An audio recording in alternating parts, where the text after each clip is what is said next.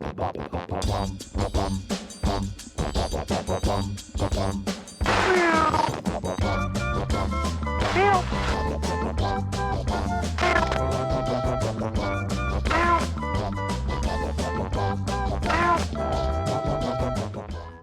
now joining Cats on Guard, the #1 podcast about life behind the cockpit door. We're going to share the untold stories from the sky. We're talking crazy layovers, oddball crew members, hotel and restaurant views, and more. I'm MC Howe. From instructing, piloting, flight attending, I've been doing this since the 90s. And I'm Captain Richard, and I've been doing this since 2006. Hey, we're going to spill secrets from the sky. Wouldn't that be dive bombing? Lav dumping. Welcome to Cats on Guard.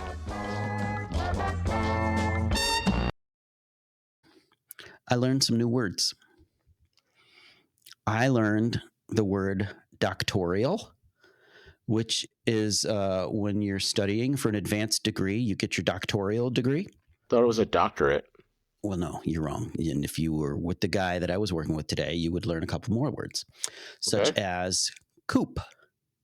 A coup is when you try to overthrow a government. You just now learned about this. I just learned it was pronounced coup. What did you think it was? Cope? I thought it was coup. I guess that's the French pronunciation. Here in redneck America, we say coup. So you had a political first officer today. This is the entire day, and he never stopped talking. Never. In fact, I even took a moment when he took a breath. I thought to myself, I bet he won't be long before I didn't even finish the thought, and he was on again. We're not done here. Finish it. He told me, he said, I'm not a Democrat. I'm not Republican. I'm a libertarianism. He said ism at the end? He said ism. That's very uneducated libertarian. Usually libertarians are smarter than that. Well, he was, it was one of those times when I thought to myself, if only I were in the pool, I might have drowned. Really? You don't like libertarians? No, he's a lovely gentleman. He just struggles with some pronunciations, including. I have one I cannot pronounce, and I'll try it on the air if you wish. Please do. What do you call a person that makes statistics? A statistician? I see. You can't say. Statistician. I can't do it. Statistician. Did I not do it? Statistician. Statistician. I don't.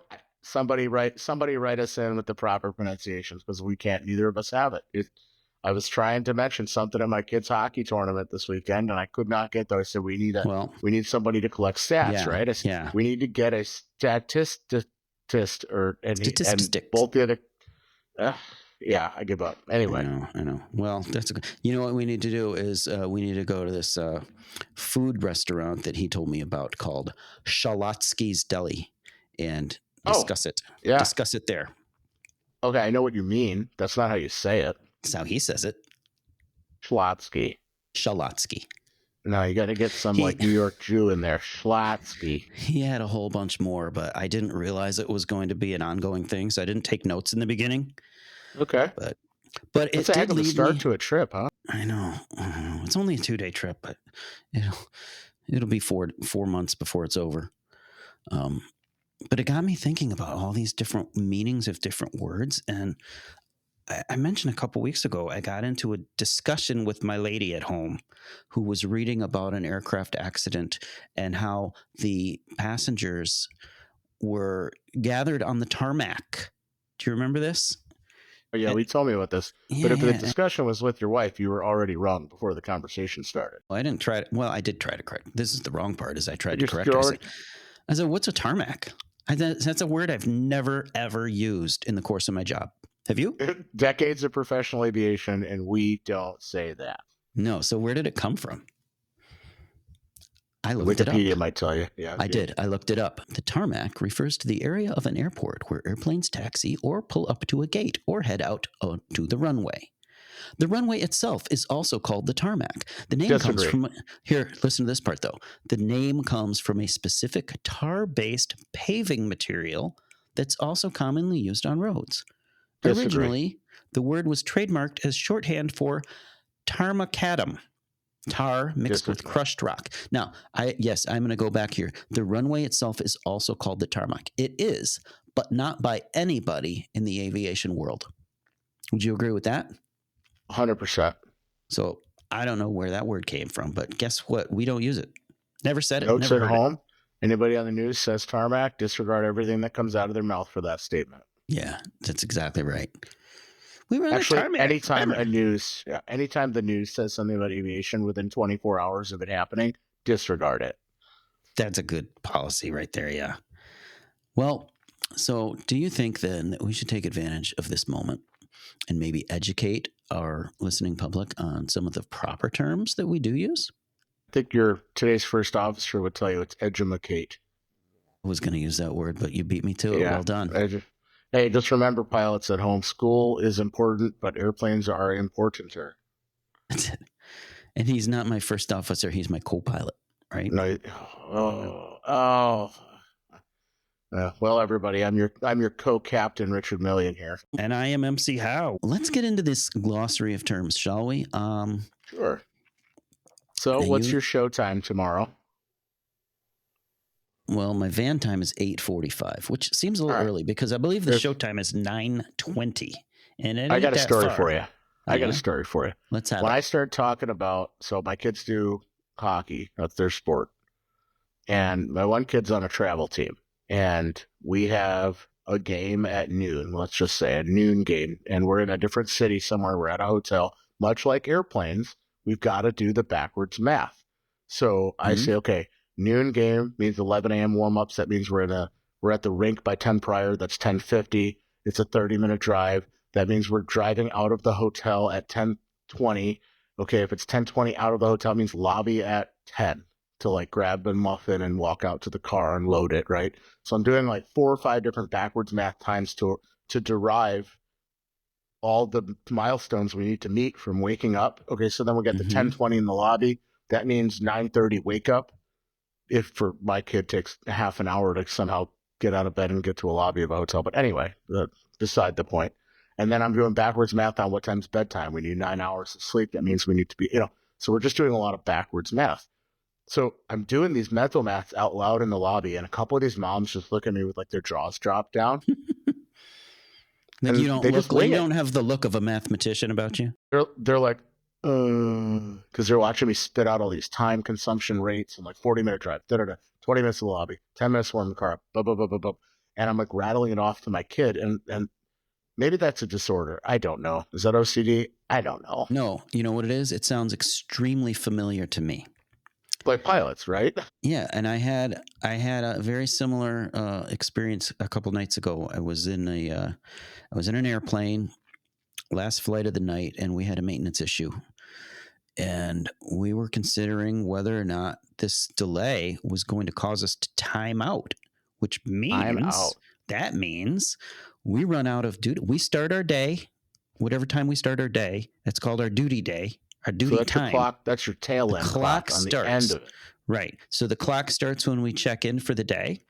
And depending on a number of factors, how many flights you do, what time you start, you expire. You can't fly past a certain time of day. And we were butting up against that with this maintenance delay. And we're thinking maybe we'll just get stuck here on this tropical island that we're in. And so time out to the regular civilian world is like something you do when you're a child and you're in trouble. But time out in aviation means that you can no longer work. Like you cannot work anymore safely, legally. Yeah. Completely against the law to continue flying. So I've heard people say we turn into a pumpkin at midnight, right? Like that's like a Cinderella thing, right? Is that right? Or no? What's the? No, that's 100%. Yeah, because the Cinderella was flying along in her little chariot that was magicked up from a pumpkin. It is. Okay. I haven't seen Cinderella in 25 years. So I don't think I've ever seen it, but I know the story.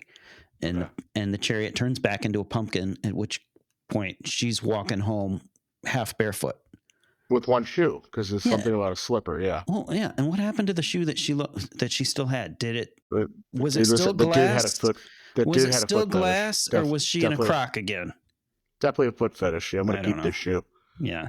I'm going to put it on all these people's feet until I find the right foot that I like. Well, this is what happened the other day. So we were looking at the clock and we say, all right, we know that our pumpkin time is, say 10:30 at night. You've got to be, what it really means is you have to be blocked in, parked at the gate on your very last leg of the day. Minute.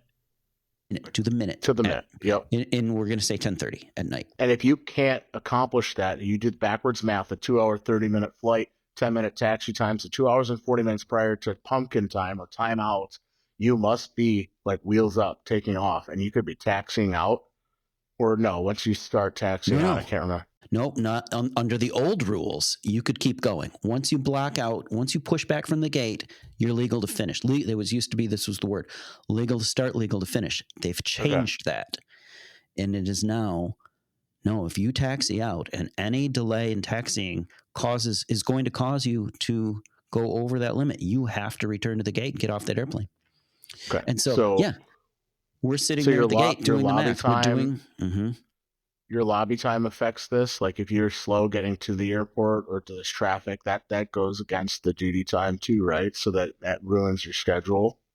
Because your time starts at start time. That's not changing. If 9:30 is when you start, 9:30 is when the clock begins, and 10:30 is when the clock ends in this scenario. So you have to figure out that math. Yeah. If it's a 2.5 hour flight, we have to be off at X amount of time. And if not, we're done. And all right. So general public flying at home, you have a better chance. Would you agree, MC? Would you agree that you have a better chance of getting your flight completed in the mid-morning when the pilots are in the beginning of their duty day than in the late evening? Certainly. Because after 2 or 3 flights, the domino effect of delays and baggage issues and somebody getting arrested or carried off on a stretcher at the gate, those delays add up on the pilot's duty day. And then in the tail end of things, they may make these pilots not be able to fly. And then it's not just the pilots, but it happens with the flight attendants as well. It does, yeah. And here's the frustrating thing is that the pilots and flight attendants don't always fly the same schedules. So they don't. Yeah, you pick up new ones mid-shift, or you could jump into their mid-shift and you're just starting. So we can be totally legal and they time out, and then that affects us. And now we have to wait for them to replace them. And guess what? All the while we're waiting, our clock is ticking. Yeah. And it does domino. Yeah. All right. Well, buy morning tickets, everybody. That's buy morning tickets. And then the weather's better in the morning usually too. Yeah, the turbulence gets bad midday. I think in the early mornings and the evenings are the best lack of turbulence times. You know what? It's usually pretty good. Middle of the night. Middle of the night? Well, we don't do a lot of middle of the night because that reduces our duty day, right? That's right. Because what happens in the middle of the night is circadian rhythm. Mm-hmm. That should be a song. Is that an FAR? Is that a federal regulation, or is that an airline specific rule? I think a lot of the union contracts, right? Like a lot of you at home might have unions in your jobs. We have unions representing pilots as well. And even though the legal minimums the FAA set forth in the U.S. And ICAO for international regulations, sometimes the unions that you work for will give you more conservative sleep times or flight time limits, maximums, and minimums. So, yes. Yeah. I think a lot of times they reduce the number of hours if you're flying in the middle of the night. You can't go for certain. What is it? It used to be. It's like 11. I think like the most you can do is 14-hour duty day under the current FIRs, unless it's between like the hours of 1 and 4 a.m. and then it's reduced to like 11 or I don't know. Well, I don't. The fact that they had to make an app to help pilots understand these new rules tells me I'm not going to know them off the top of my head. So I'm not even going to try to be factual. Well, that was how they simplified it.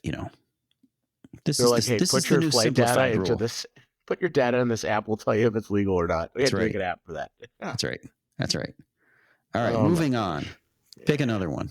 Pick another one. No, let's talk about. Well, we talked about jump seating in like a bunch of other episodes. I think everybody at home knows what jump seating is, right? It's like Leonardo DiCaprio did it in that movie. Yes, he did. Yeah, you hop in, you show your badge, you get on for free. When they need to go get a ride for free somewhere, they show their badge, they jump in your airplane, right? That's jump seating. It's quick and easy. Right, and it's all reciprocal. Each airline will allow someone else's on theirs. How about when those pilots are in uniform in the back of the plane and you get, what is it when you get seated? Shouldn't you be up there? We talked about that one last time. Us Move on. deadheading, right? Yeah. It's deadheading, right? You're about to work when you land. Like you're landing, you're in the back of the plane because the people are using this plane to get you to your work leg. You're gonna fly the next one. That is deadheading.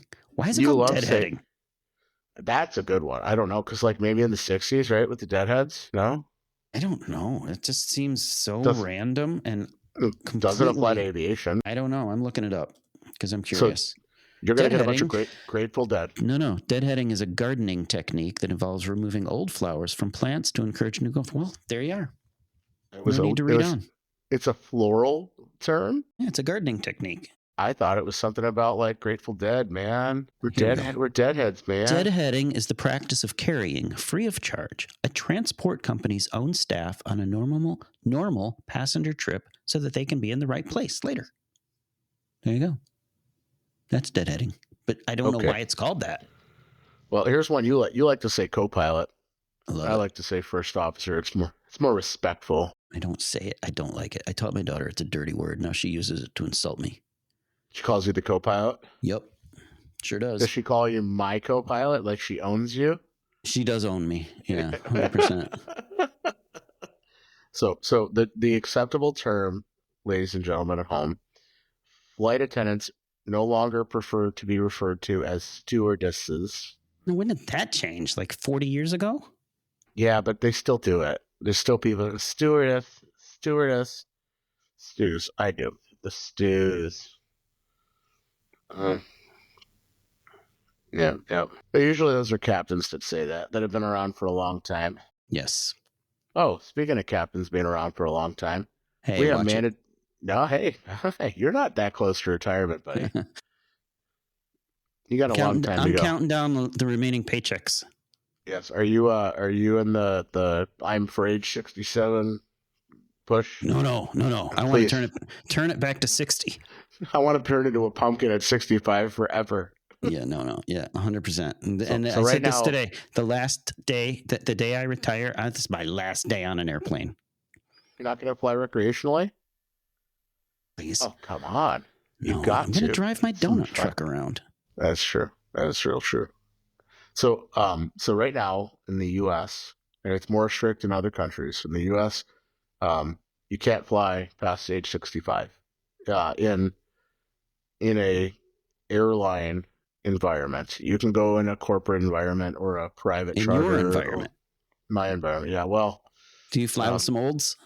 They do a really good job of asking them politely to leave when it's time, and they do. Yeah. I got a funny story for you. Okay. So I'm brand new to this company. I'm in the meeting room. I think I know everybody's name barely. Like I'm getting to learn everybody in the aviation department. And at the holiday time luncheon, get together, holiday thing, one of the senior pilot announces his retirement. And I started clapping. Were you the only one? I was the only one clapping. Why? Somehow I knew that was how it went, but why? I was celebrating his 20-something years of service and professionalism, and I've only known the guy for a couple of weeks, right? Or maybe a month. So come to find out, he was one of those, like, he didn't want to retire, but yes, he was forced. We're all forced politely. At one point. Well, he could be asked politely to make a decision to retire, or it can end differently, right? So he announces his retirement at the holiday party. That I come into the end of the calendar year, I'm going to be retiring, and I sent him a nice little email. I hope to be able to live up to what you've done around here and the legacy you built, and the whole thing when you respect somebody's 25 years of service or whatever. Yeah, I found out very shortly after that meeting why I was the only one clapping. Everyone else knew why. I was too new to know. Oh, it was very embarrassing. Wow. What's a seniority list? Okay, seniority list. Sorry. So the date you got hired. This is what I don't get. The rest of the working world, like when you have 5 years of experience as an electrician and then you go get another job as an electrician, you get to just move over with your 5 years of experience and pay accordingly. The pay accordingly, yeah. And this is the only industry I know where you go back to square one for changing jobs. It's insanity. Sure so is. I had 15 years in 16 at the one company. I was top pay scale. I was, that's saying rolling in dough, but I was comfortably living. And then I switched to the next airline, and I was living paycheck to paycheck because I was on year one. Yeah, that's how it And I goes. could barely afford to go to that Brazilian steakhouse with you and eat all that meat. Well, I'm glad you could afford it because I didn't want to pay for you. Oh, we wouldn't have a podcast if it wasn't for that Brazilian steakhouse. That's true. That is true. Well, you're 100% right, because how many times you talk to somebody and they find out, oh, you should go work for this airline. You should just go work over there. They're great. I love that airline. Why don't you go work there? Okay, so I'm going to give up, 20 years of experience, the top of the pay scale, and just go over. Guess what? That doesn't transfer. Pay scales are not the same either in this country, or many places. So, all right, those at home, if you work for JetBlue, first year pay is this, second year pay is that, third year pay is this, and it goes all the way up to a bunch of years as a first officer. And then if you're on the captain's side, you'll have a whole nother set of numbers with a lot more money on it. Year one, which you'll probably never be a year one captain, but as many years as you have with the company, your seniority number is the date you got hired tied to an employee number. And say it takes you 3 years to move from the first officer side of things to the captain side. When you're a third year first officer and you get a captain upgrade, you'll be on third year captain pay. So this is just a straight up Excel sheet with annual salaries based on flying X amount of hours per month. It's the average for everybody. And you can call in sick and have less hours, or you can go to work extra and pick up what's called open time flights that don't have assigned pilots yet, and you'll get those hours above, so you're working overtime essentially at your hourly rate. Other jobs don't necessarily have a structured pay scale. Like my new job, there's no pay scale. I came in at, this is the price that they pay me, and if I need a raise, I have to go in and ask for one. I have to negotiate it. So I get paid by the hour. You get paid by the year. Right? I get paid. Is that how it works? I get paid an annual salary, whether I fly 0 hours or 1,000 hours. But if they start working me to the bone, I'm going to go there and be like, hey, I need more money for this. That's how it's going to work on my end. You have a union contract. Yeah, you probably have to sell. You have to sell yourself to get that raise, right? I just have to wait till my next anniversary date. I actually got handed a raise without asking for it recently, but anyway. Oh, congratulations. Yeah. Well, thank you. Well deserved, I'm sure. Okay, so that's pay now. Seniority. One leg today. 1 leg. 9 a.m. 9 a.m. show. Seniority now, which we talked about briefly. Everybody gets a number on the day that they're hired. So the first guy that hired in at the company on the day they started, he's seniority number 1, or she. And then the last guy is whatever, 3,000. 10,000, 17,000. 2980 leaves the company, the number 3,000 lady is now number 2999. That's how it works. Somebody above them has left the pyramid or the stack of numbers, and that actually moves you up. So when you're in the middle of the pyramid pack, scheme. It kind of is. When you're in the middle of the pack, you are hoping for more people to be hired behind you.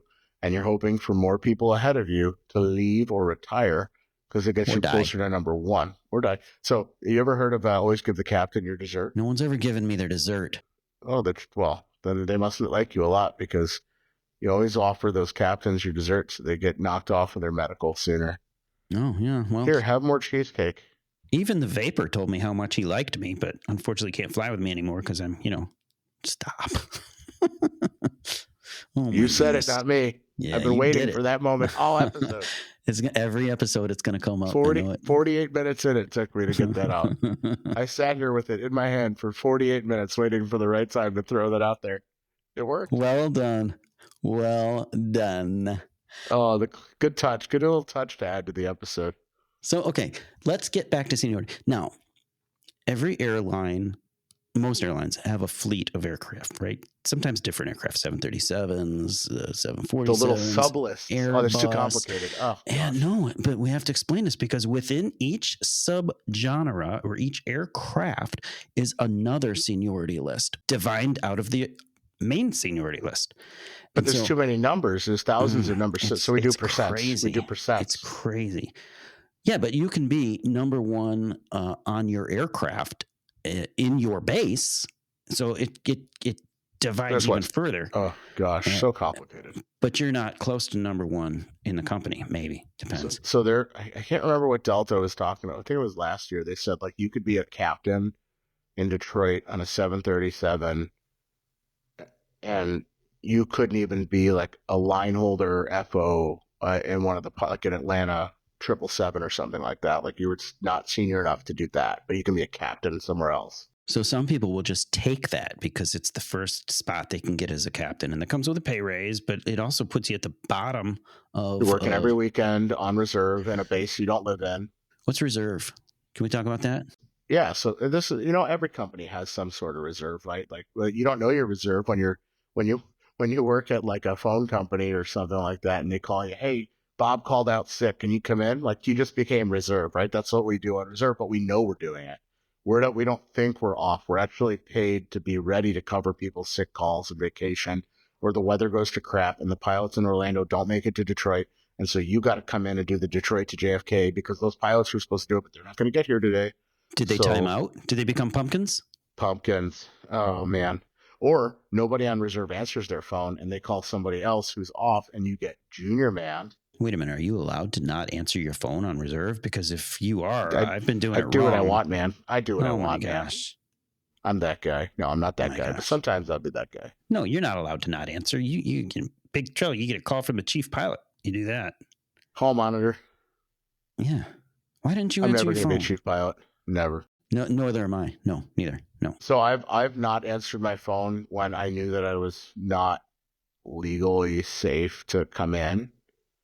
And then, so I have a strategy for that. So say you really shouldn't be flying for whatever anonymous reason, but you get called. I think we can all imagine a reason. Yeah. Okay. So you see the phone ring, you're like, oh no, I can't do it. Like I can't, if I answer the phone, I can't do this. Oh my gosh. So I let it go to voicemail and I usually just give it 5, 6, 7, 8 minutes. And then I call back and have a plan for what I'm going to say. And they'll leave a voicemail though. They'll leave a voicemail. So you have you have some idea why they called you. Yes. And then I call back, hey, I'm sick. I can't. I'm sorry. I just got off the toilet or whatever the reason is. One time I called in sick. They tried to get me in trouble for this. I had to go to the safety department about it. They called me for a trip from a dead sleep, which sometimes the reserve pilots are sleeping when you call them.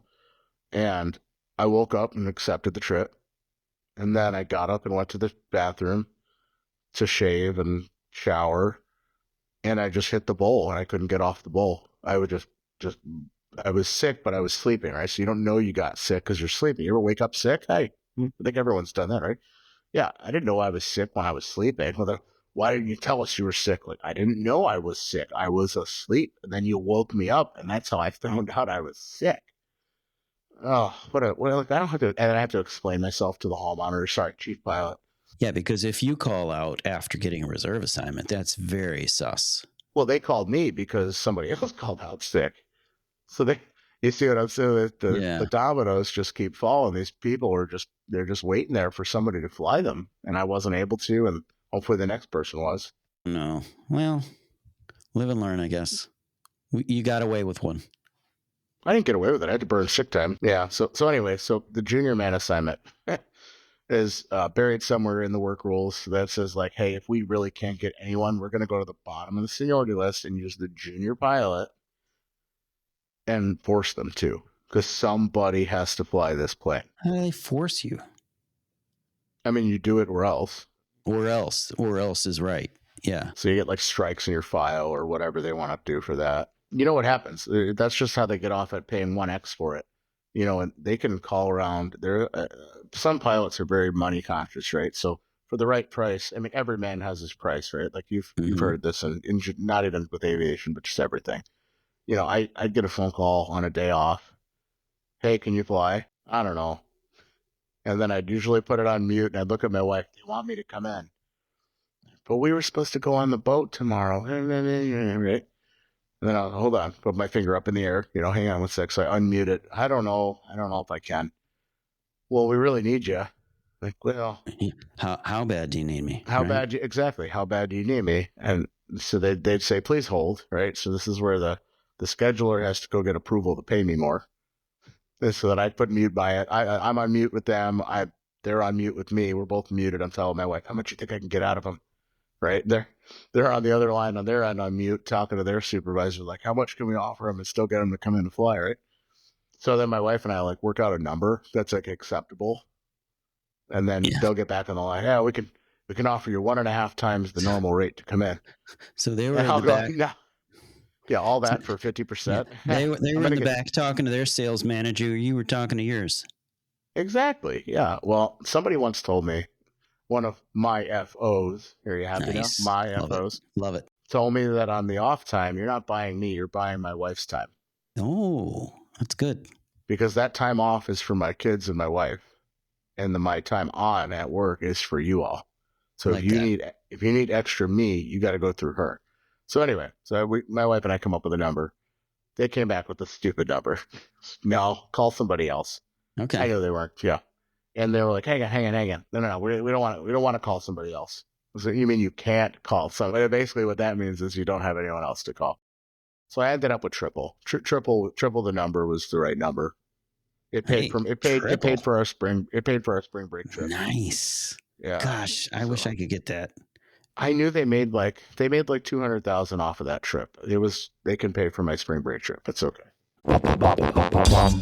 So my guy today who loves to mispronounce words, he's on like the scheduling committee, and I need to learn from him because our bidding is so complicated with all these different terms and different qualifiers that you can put in. So basically, it's a very complicated algorithm that takes all of the available flying that the airline has, breaks them up into what we call trips, which could be 2, 3, 4 days of flying, several or one leg a day.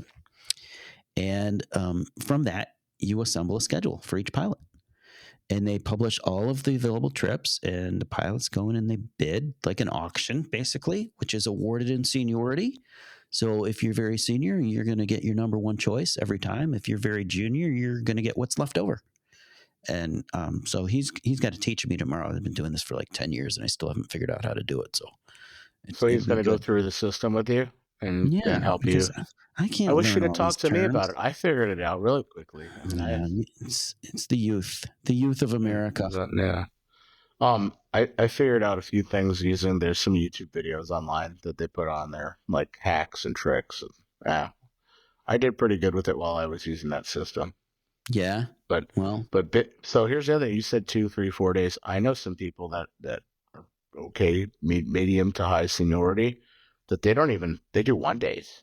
Sure, they exist. Yeah. This one guy I know goes. He flies to like Fort Myers and back on Tuesday, and then on Wednesday Tampa and back, and then Thursday like Orlando and back. And he leaves. He drops his kids off for school, takes his briefcase to the airport, and he's home to pick them up from school. It's wild. Do you know what the problem with that is? And it sounds appealing, except that it also sounds like a real job. Like if I'm driving to the airport, commuter. If I'm driving to the airport every day, I might as well be just going into an office and sitting in a cubicle. Have a meeting with the Bobs. Yeah. I can't handle it. And I don't even live that far away from the airport. It's like 30 minutes for me. I know. I used to be driving 2 hours. I know. And if you're doing it that often, you want to do it as often. So what you would do in a case like that is you would bid probably back-to-back trips, right? I would try anything.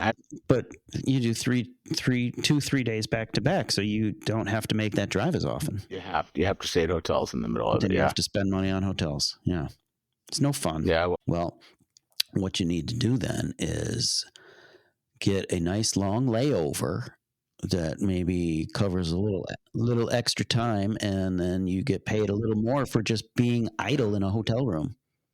It's not much laying happening on my layovers. I don't know. Sounds like you did one leg today. I'm a party guy. I was known as a party captain for many of my years. Still? No, because I don't have any pull here yet. I'm not senior enough to make the dinner decisions or the destination. So my layovers at Cargo was like, hey, we're going to Brownsville, Texas. So we're going to rent a car and go to South Padre Island, and then we're going to The go on a fishing trip. fishing boat. Yes. You And then told we're that going to cook story. all that fish at the restaurant. Yes. Or we're going to go to Austin, Texas, and we're going to go to Circuit of the Americas, and then we're going to ride these 50-mile-an-hour go-karts, and then we're going to go to this My barbecue goodness. joint. I know. I looked it up. I wanted to go tonight, but I couldn't get anybody to go with me. You go alone. You just live life. Again, live life. I'm not the trip leader. I'm a co-captain, but I'm not the senior captain, so I don't have the keys to the car right now. I could probably ask for them; it wouldn't be a problem. But I want to record with you, so we're doing this instead of go-karts. Okay, that's interesting. That bringing up a whole new set of questions, but that's a whole other show. I'm interested to know what that question, what that whole other show is. Well, just the idea that the senior captain gets the car keys and decides whether or not you're going to go have fun or not. Okay, so that's a personality thing. So at the old job, one of the old jobs, certain captains are like, does anybody need to go anywhere? Here, throw you the keys, right? Because yeah, it's totally okay to do. And then there's some captains that are like, these are my keys. The company gave me these keys, and I'll take you all where I decide to go. We're going to go to IHOP for breakfast. Like, can we Big go to time. this cool... Big spender. Yeah. Well, like, can we go to... What's that cool new breakfast joint that everybody's popping up everywhere? They do like candied bacon. Do you know what I'm talking about? No, I won't pay for breakfast. Good call. Good call. And also, there is no car in the airline world. There's no keys to be had or hoarded. I've rented cars on overnights. You can rent a car. You're talking about they just have a car for you wherever you get. That's true. That's a whole different world. I don't live in it. I did it at the passenger airlines when I find good deals on it. If the layover was more than 24 hours and the rental rate was less than $60, I did it. Because like how often you always eat in the lobby at the restaurant across the street like everybody else.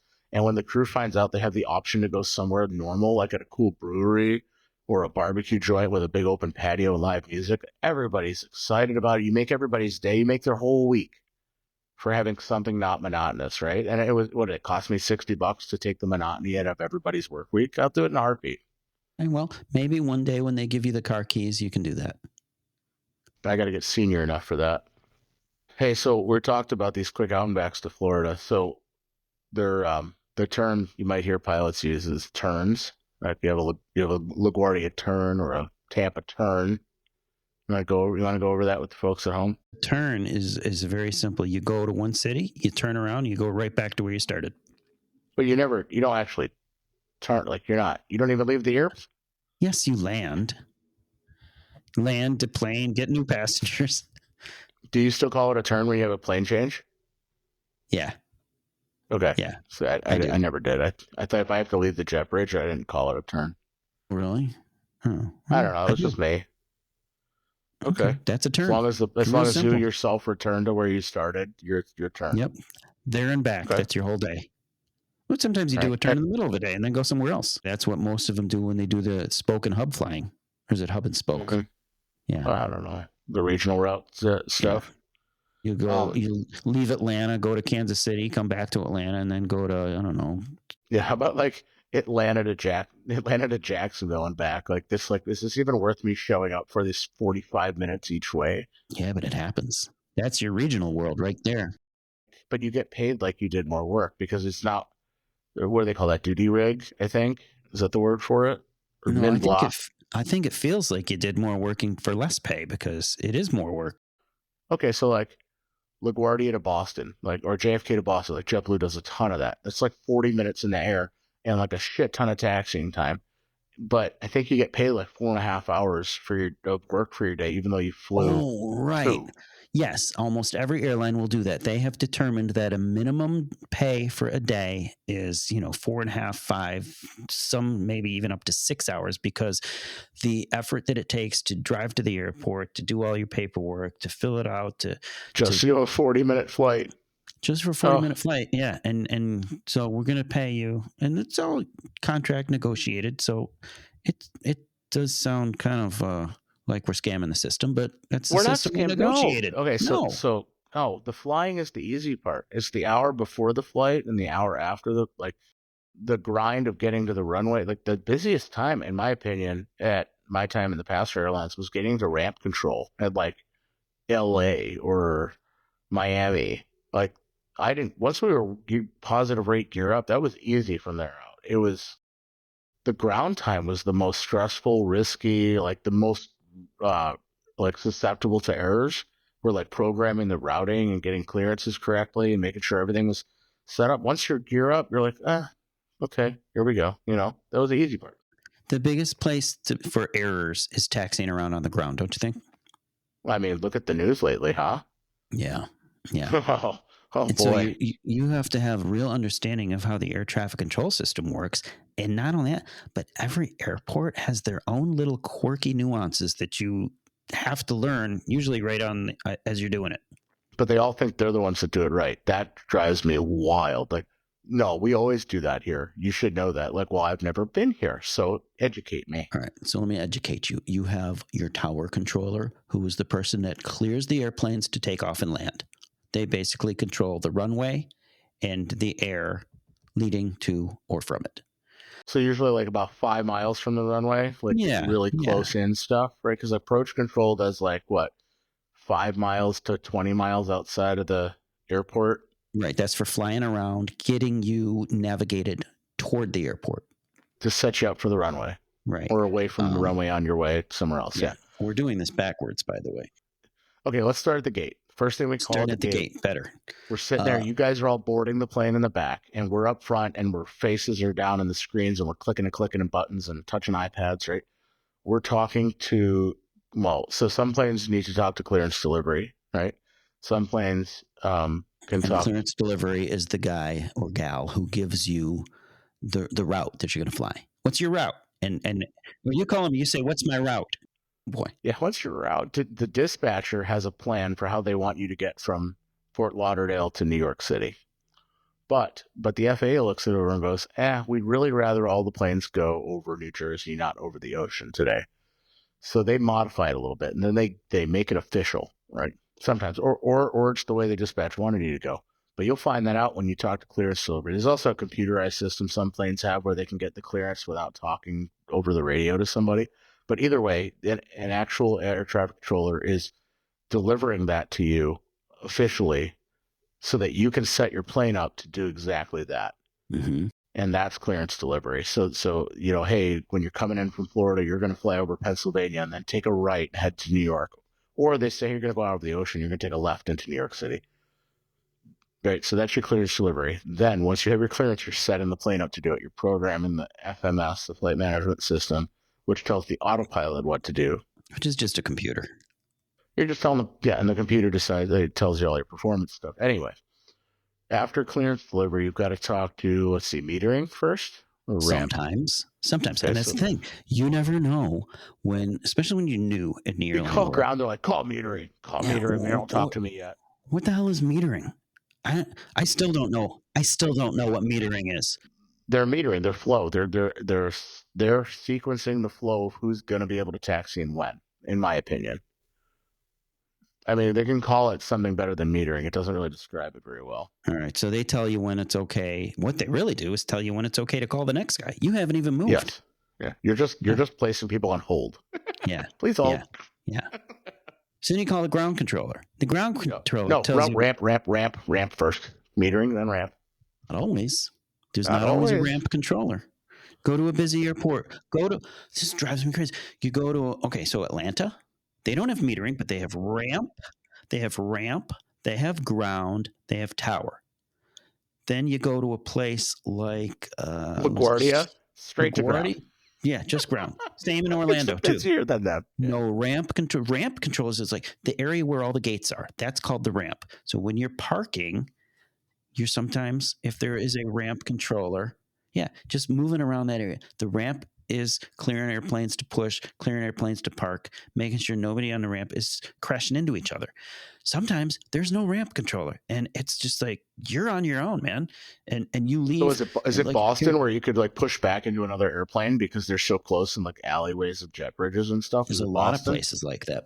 Same thing in Denver and Lauderdale, and then like you start your engines, and then they say, "Hey, contact ground control." Now, ground control sets up who's going to go first and taxi and how you're going to get to the runway you're going to take off on. Now, if you take off on One, they're like parallel runways or crossing runways. Denver's really cool the way they have that set up. Like all the inbounds roll out of the end of the runway and boom, right to the gate. And when you go to taxi out, you taxi to a different runway and you have no conflicts with land inbound traffic. It's really cool how they set that up. There's a bunch of conspiracy theories about it.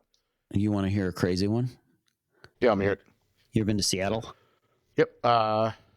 Yes, both of them. Seattle has this extraordinarily large and crowded taxiway area that is 2 buildings separated by a giant bridge that the airplanes taxi underneath. And it has a designated direction. So it's not even, so usually ground will tell you which direction taxi is. It's not even this one in Seattle. You're going the direction of the stripe on the ground. And it gets pretty crowded in there. Yeah, there's a line. I have not been to Seattle. I do not have SEA in my logbook. You need to go to Seattle. I have Boeing Field. That's the other one. No, that's not where I'm talking about.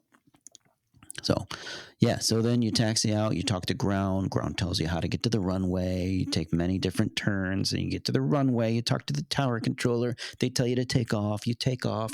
And then they say contact departure control. Then they get you from like a couple hundred feet up to several thousand. And then they say talk to center.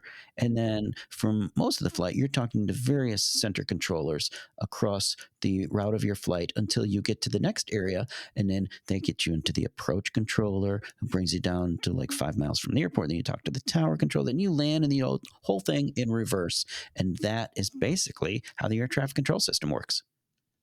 So, hey, sure. Were you trying to type ATC breakdown? Because it was listed as ACT breakdown. I didn't know what that meant.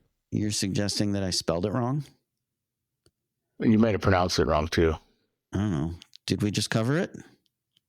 Is that an ATC breakdown? Yeah, did we break it down? We broke it down. I see. Yeah. I misunderstood. I thought you meant like when shit goes to hell in a handbasket. Drop the hammer on it. MC Howe breaking it down. Breakdown. That's it. No. Captain Richard Million thought you meant like when we were flying around and they go, everybody turn around. You can't go into Jacksonville, Florida's airspace because Jacksonville's closed. You ever heard that? God. All the time. No, I've never heard that. Sorry, folks. Disney's closed. Moose out front should have told you. Oh, see, that's why you should have drove.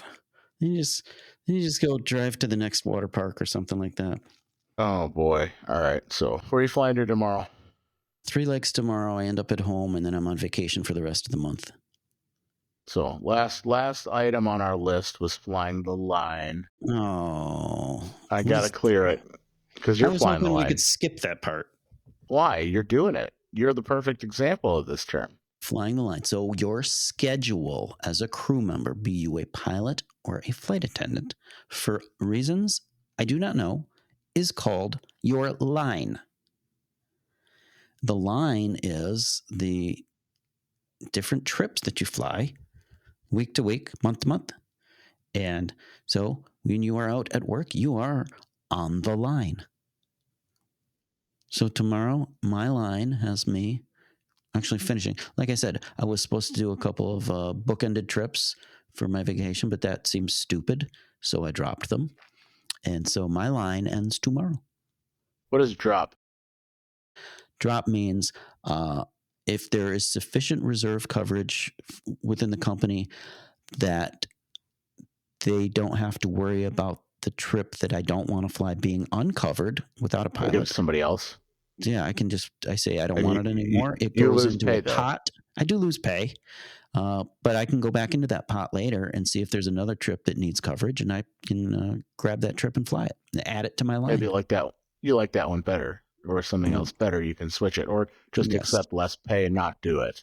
Yeah, and that's one of the things I'll do is if I see something toward the end of the month that I don't like, I'll drop that, and then I have the entire month for something to show up, hopefully, and make some money back or more. I can't do that in private aviation. I can't just drop. Like I don't have an assignment to when I'm assigned it. That's it. There's nobody sitting around waiting to cover me. So I better be sick if I can't go on the flight. I also have no choice of what trips I do. So I was trying to get assigned a really cool trip to Vancouver again. I think I talked to you in Vancouver last time. And I was like, oh, we're going back to Vancouver. I want to go to Vancouver again. And I talked my boss to put me on it. And he goes, sure, that'll work out great. But he said he couldn't put me on it because I had a doctor's appointment on the schedule, which is kind of cool. If you have a doctor's appointment, they just block you off the schedule for the day. I'm going to make a doctor's appointment for every day of my life. Well, that's the thing, is if you abuse it, you'll be asked to retire. By the chief pilot. Yes. Well, no, I said, man, that doctor's appointment's at 8 a.m. I'll be out of that office at 8:39 the latest. You guys are leaving at noon. Go ahead and put me on the trip. If you still need. Oh, he said, absolutely, that sounds great. But then, like, everything got shuffled, and I got taken out. They changed it around, so I didn't end up going anyway. But I wanted to. Wow. Well, good for you. If the listener is still here, you've put up with this for way too long, and you are now an expert on all things aviation, glossary terms. You can go amaze your friends. Go to the playground. Send us questions.